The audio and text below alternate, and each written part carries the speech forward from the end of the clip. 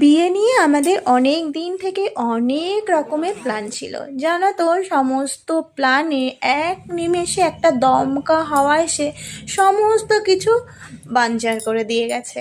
এই আফসোসটা আমাদের কোনো দিনই যাবে না। হাই এভরিওয়ান, আমি সরস্বতী আর একটি নতুন ভিডিও তোমাদের সবাইকে স্বাগত জানাই। আজকে জানো তো, হঠাৎ করে আমি, দিদি আর বৌদি বেরিয়ে পড়লাম। কোনো প্ল্যান ছিল না, তাই আমরা তিনজনা চলে এলাম বস্ত্রবাজারে।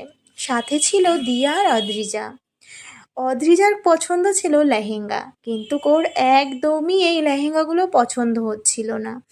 ও নর্মাল একদম সিম্পলের মধ্যে লেহেঙ্গা চাচ্ছিল, আর এখানে একটু হেভি লেহেঙ্গা ছিল, কারণ গরমের সময় এই লেহেঙ্গাগুলো একদমই পরা যাবে না। তারপরে আমার দিদি আর বৌদির জন্য শাড়ি পছন্দ করতে গেলাম দোকানে। দিদির আর বৌদির একদমই ভালো লাগছিল না এই শাড়িগুলো। দিদির এই শাড়িটা বললাম, দেখ তো কেমন লাগে।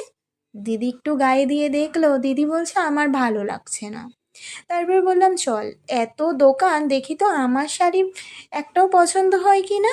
তারপরে আমি একটা দোকানে গেলাম, দেখলাম এখানে নর্মাল একদম সিম্পলের মধ্যে একটা বেনারসি আছে। অনেক বেনারসি ছিল, তার মধ্যে এই বেনারসির সিম্পল কাজটাই আমার বেশি ভালো লেগেছিল। তোমাদের কোন বেনারসিটা বেশি ভালো লেগেছে অবশ্যই কমেন্টে একটু জানিয়ে দিও তো। এই দেখো, এই শাড়িটা আবার একটু আমি গায়ে দিয়ে দেখলাম কেমন লাগছে। দেখো, আমাদের বাজেট অনুযায়ী কিন্তু আমরা শাড়ি নেব। আমাদের 3,000 টাকা বাজেট ছিল, তার মধ্যেই আমি ভেবেছিলাম একটা শাড়ি নেব। কোন শাড়িটা নেব বুঝতে পারছিলাম না। ওই দোকানদার দাদাকে বারবার আমি বলছিলাম কোন শাড়িটা নেব, কোনটার কত প্রাইস সেটা জিজ্ঞাসা করছিলাম। দাদা তো বলছে তোমার যেটা পছন্দ তুমি তো আগে নাও, দামটা পরে বলো। কিন্তু ওই যে আমার বাজেট অনুযায়ী কিন্তু আমি শাড়ি নেব, আর তারপরে এই শাড়িটা আমার বড্ড ভালো লাগছিল।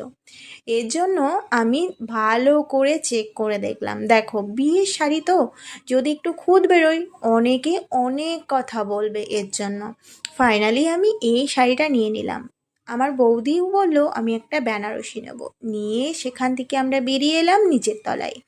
এখানে আবার অনেক কালারের সায়া বিক্রি হচ্ছিল। সমস্ত কিছু কেনার পর একটা পেপসি খেতে খেতে বাড়ির দিকে রওনা দিলাম। আমার বেনারসিটা কত নিয়েছে তোমাদের তো বলতেই ভুলে গেছি। বেনারসিটা নিয়েছিল 2500। আর ভিডিওটা তোমাদের কেমন লেগেছে জানাতে